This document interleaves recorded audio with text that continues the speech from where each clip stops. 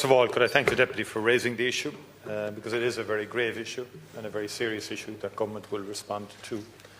And in terms of specific prosecutions, obviously, as you know, Gardaí investigate any breaches of the law or any criminal activity, and the DPP decides as to whether prosecutions take place or not. And I believe the public and those who should report these incidences in the first instance to An Garda Síochána, so that the full range of the law can be applied.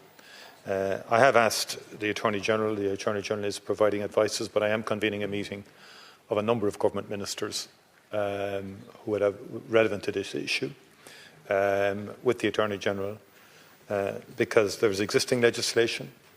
There's the AI Act, which may not cover all aspects of this, and I want a rigorous examination of that.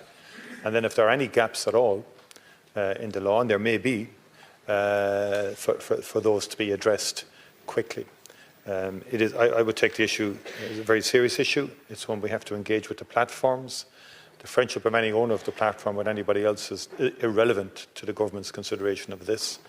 It is about protecting our children, protecting women, and protecting citizens generally from unacceptable images, unacceptable activity and manipulation of AI tools for wrong purposes. And we have to be very clear and forthright with the platforms in respect of this. And it's not just in terms of Grok or AI tools, it's in respect of any platform that in any shape or form facilitates abuse of images to be portrayed on that platform, or any illegal material. We have to be ruthless across the board in respect of these issues to protect our people. Absolutely zero necessity for this. It's outrageous, shocking, and we will deal with it as a government